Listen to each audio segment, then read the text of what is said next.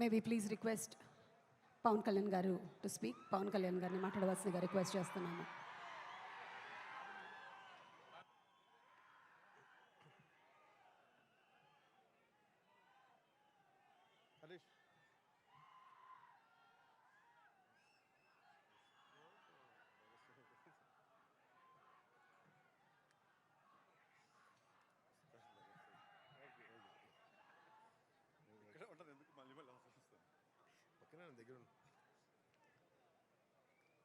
ఉస్తాద్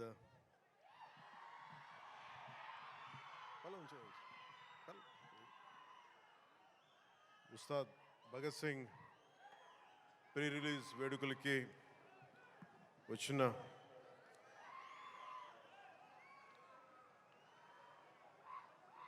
నా గుండెల్లో స్థానం ఉన్న మీ అందరికీ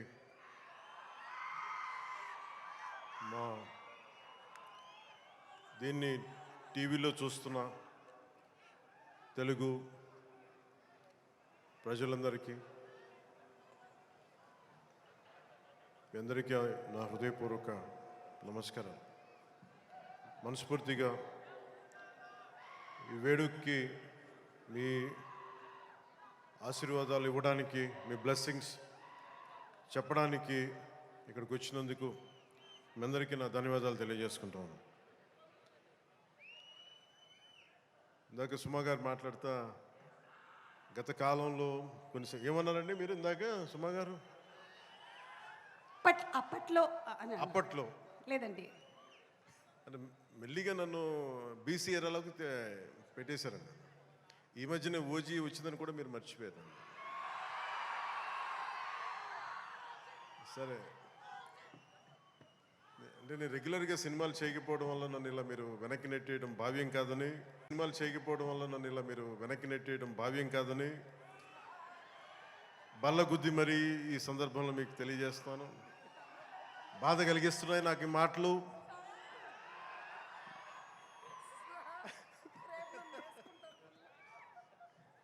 సరదాగా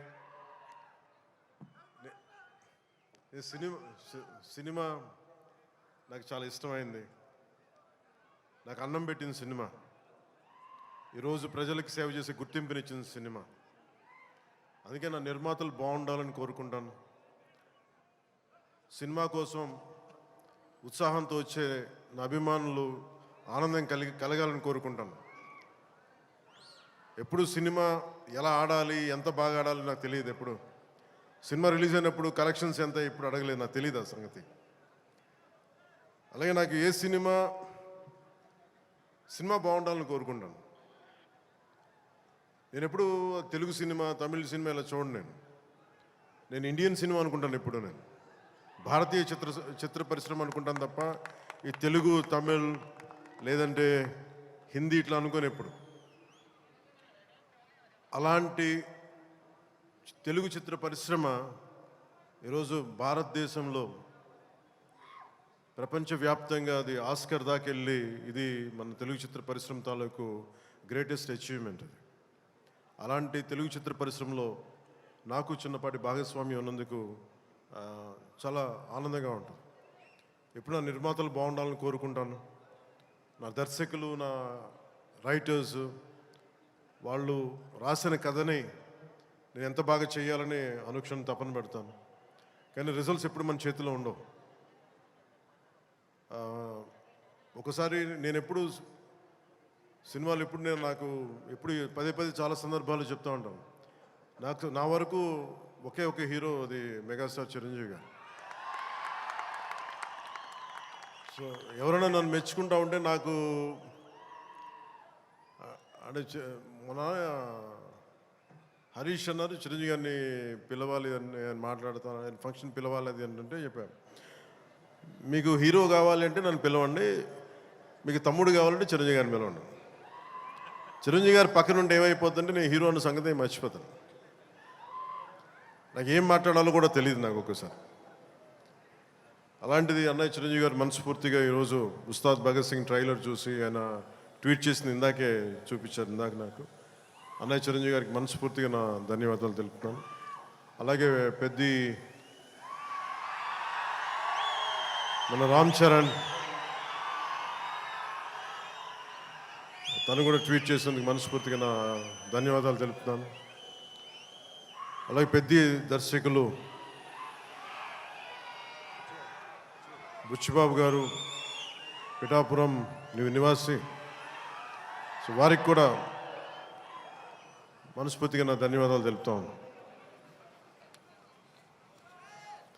సినిమా స్టార్ట్ చేసేటప్పుడు ఎప్పుడు కూడా చాలా అద్భుతంగా రావాలి, 10 మందికి డబ్బులు రావాలని ప్రయత్నం చేస్తూ ఉంటాం. వన్స్ స్టార్ట్ చేసే ప్రాసెస్లో చాలా అడ్డంకులు ఎదుర్కొంటాం, చాలా ఇబ్బందులు ఎదుర్కొంటాం, చాలా కష్టాలు ఎదుర్కొంటాం.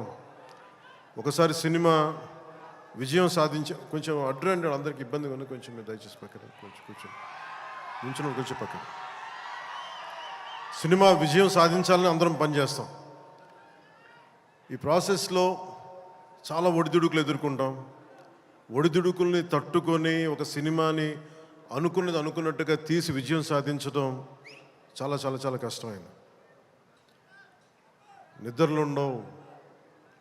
అందరం మా ఎవరి పట్టుకుడి కోసమే పనిచేస్తాం.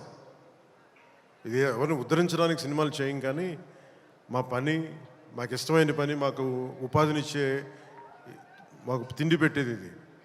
సో ఎవరం కూడా సినిమా పోవాలని ఎవరు, ఏ హీరో కాదు, ఏ హీరో కూడా ఎవరు చేయరు. అందరూ బాగుండాలని చేస్తారు, కానీ అన్నిసార్లు పరిస్థితులు అనుకూలించు. నాకు ఈ సినిమా ప్రారంభించినప్పుడు హరీష్ శంకర్ని దర్శకులుగా మన రవి గారు తీసుకొచ్చినప్పుడు గబ్బర్ సింగ్ తర్వాత మేము చేయలేకపోయాం. మేము కూర్చొని సినిమా లేట్ అయింది. ఇందాక తను చెప్పిన రీజన్స్ కూడా నేను ఒకసారి దర్శకుడు నమ్మానంటే ఇంక నేను నమ్మేస్తాను. సినిమా ఇంక ఎలా వస్తుందో నాకు తెలియదు, కానీ చాలా బ్లైండ్గా నమ్మేస్తాను. ఏం చేయమంటే చేస్తాను. సో తను అనుకున్న ఒక కథను తీసుకొచ్చారు. దాన్ని పూర్తి స్థాయిలో ముందుకు వెళ్ళలేకపోయాం. చిన్న కథ మారింది, మధ్యలో కోవిడ్ వచ్చింది. వీటన్నిటి మధ్య పాలిటిక్స్కి వెళ్ళాం. పాలిటిక్స్లో ఇప్పుడున్న పదవిని బాధ్యతలు తీసుకోవటం వల్ల వీటన్నిటి మధ్య ఎలా డేట్స్ ఇవ్వాలి అన్నీ కూర్చోబెట్టి నాకున్న ఈ విధులకి ఇబ్బంది కలగకుండా ఎలా చేయాలనేది రాత్రి పగలు కూర్చొని చాలా తక్కువ టైంలో చేశాను. ఈ సినిమా చూసిన తర్వాత నాకు ఒకటేమనిపించిందంటే, 48 రోజులు చేసావా హరీష్? ఒక 40-45 రోజుల్లోనే సినిమా ఫినిష్ చేశాను. మేజర్ సినిమా అంతా. అది కూడా కరెక్ట్గా చెప్పాలంటే రోజుకి నేను పొద్దున ఒక 2-3 గంటలు, సాయంత్రం ఒక 3 గంటలు అలా పనిచేశాను. కొన్నిసార్లు 5-6 గంటలు. అంటే నిజంగా ప్లాన్ చేస్తే నాకు సినిమాలు చేయొచ్చు అనే భరోసా ఇచ్చింది ఉస్తాద్ భగత్ సింగ్. తన హరీష్ అంత బాగా ప్లాన్ చేశాడు. అంటే ఒక దర్శకుడు చాలా బాగా చెయ్యాలి అంటే ఒక మైత్రి మూవీ మేకర్ సక్సెస్, వాళ్ళు తీస్తున్న వరుస విజయాలు కావచ్చు, పుష్ప కావచ్చు, రేపొద్దున్న పెద్ది కావచ్చు, అంతకుముందు తీసిన దూకుడు కూడా మీదే కదా, జనతా గ్యారేజ్ కానీ, శ్రీమంతుడు కానీ, సినిమాలంటే ఒక నిర్మాణ సంస్థకి ఇన్ని విజయాలు ఎందుకు వస్తాయి? అది కాకతాళీయంగానో చాలా యాక్సిడెంట్గా జరగవు. They must be great thought behind it, great effort behind it. అందుకని వీళ్ళకి విజయాలు వస్తున్నాయి అంటే వాళ్ళు ఎంత కష్టపడతారని నాకు ఈ సినిమా చూసాక నాకు అర్థమైంది. మనస్ఫూర్తిగా అలాంటి మైత్రి నిర్మాణ సంస్థలో నాకు అవకాశం వచ్చినందుకు మనస్ఫూర్తిగా వారికి నా ధన్యవాదాలు తెలియజేసుకున్నాను. సార్, నేను పాలిటిక్స్లో మాట్లాడలేకపోతున్నాను, కొంచెం భరించాను.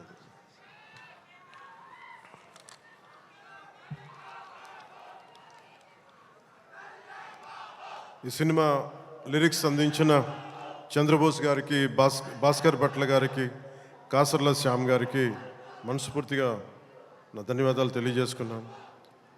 అలాగే పిఆర్ఓ లక్ష్మీ వేణుగోపాల్ గారికి, కాస్ట్యూమ్ డిజైనర్ నీతాలుల్లా గారికి, నా చేత డ్యాన్స్ చేయించిన నాకు ఇష్టమైన కొరియోగ్రాఫర్ దినేష్ మాస్టర్ గారికి.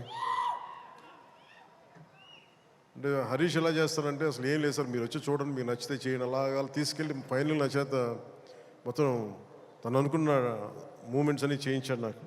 సో దానికి బలమైన